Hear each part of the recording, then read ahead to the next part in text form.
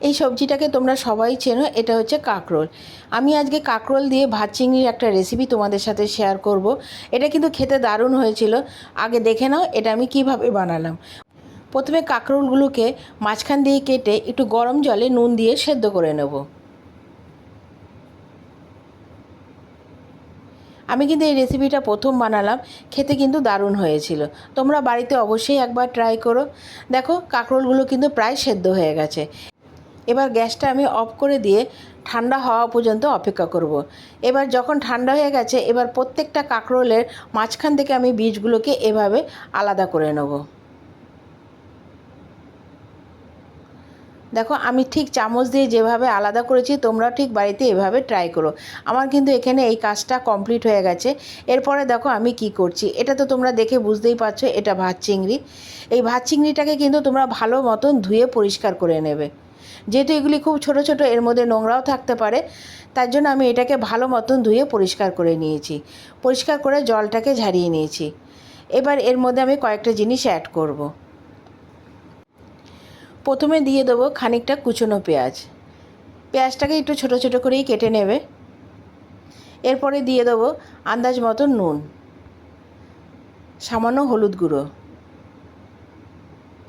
এরপরে দিয়ে দেবো 1-2 চামচের মতন চালের গুঁড়ো। তারপরে দিয়ে দেবো 2 চামচের মতন বেসন। এটাকে ভালো মতন আমি মাখিয়ে নেব।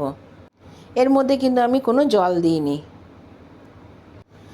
আর দিয়ে দিয়েছি 2টো কাঁচা লঙ্কা, আমি এই গ্রেটারে কুচিয়ে দিয়ে দিয়েছি। তোমরা ঝালটা আন্দাজ মতনই দেবে, তোমাদের অনুযায়ী তোমরা যতটা পরিমাণ ঝাল খেতে পারো।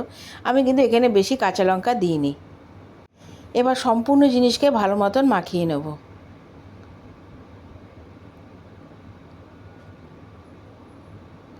এরপরে যে কাঁকরোলটা আমি সেদ্ধ করে রেখেছিলাম, ঠিক তার মাঝখানে এইভাবে গোল গোল করে আমি ভরাট করে দেবো। ঠিক এইভাবে তোমরা দেখে নাও আমি কিভাবে করলাম। তোমরাও বাড়িতে এইভাবেই রেসিপিটা ট্রাই করো। আমি দেখো প্রত্যেকটা কাঁকরোলের মাঝখানে আমি ভাত চিংড়ির পুরটা ভরে দিয়েছি। এবার অন্য একটা পাত্রে আমি কয়েকটা জিনিস নিয়ে নেব। 2 চামচের মতন চালের গুঁড়ো, 2 চামচের মতন বেসন, আর 1/2 চামচ কর্নফ্লাওয়ার, সামান্য নুন, সামান্য হলুদ, আর সামান্য কালো জিরে। এই সবকটা জিনিসকে জল দিয়ে আমি একটা স্মুথ ব্যাটার বানিয়ে নেব। ব্যাটারটা যেন একটু ঘন ঘন হয়, ঠিক এরকম। আমার ব্যাটারটা কিন্তু রেডি হয়ে গেছে।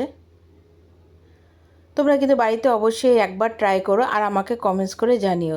এবার কড়াইতে বেশ খানিকটা তেল দিয়ে, তেলটা যখন গরম হয়ে যাবে, প্রত্যেকটা কাঁকরোলকে আমি ওই বেসনের মধ্যে ভালো মতন চুবিয়ে ভালো মতন চারিদিক দিয়ে কোট করে আমি গরম তেলের মধ্যে দিয়ে দেবো। তোমরা কিন্তু অবশ্যই আমাকে কমেন্টস করে জানাবে যে রেসিপিটা কেমন হলো। আশা করি তোমরা সবাই বাড়িতে একবার হলেও ট্রাই করবে। এটা কিন্তু গরম ভাতের সাথে খেতে খুব ভালো লাগে। কাঁকরোলগুলো ভাজার সময় কিন্তু আঁচটাকে খুব বাড়িয়ে দেবে না, একটু হালকা আঁচেই কিন্তু এটা আস্তে আস্তে ভাজবে।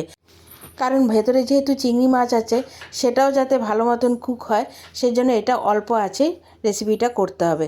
দেখো আমার রেসিপিটা প্রায় কমপ্লিট। আমার রেসিপিটা যদি তোমাদের ভালো লাগে তাহলে অবশ্যই একটা লাইক, কমেন্টস আর শেয়ার করে দিও। আর আমার চ্যানেলটা অবশ্যই সাবস্ক্রাইব করে দিও। আসছি একটা নতুন রেসিপি নিয়ে তোমাদের সাথে শেয়ার করতে।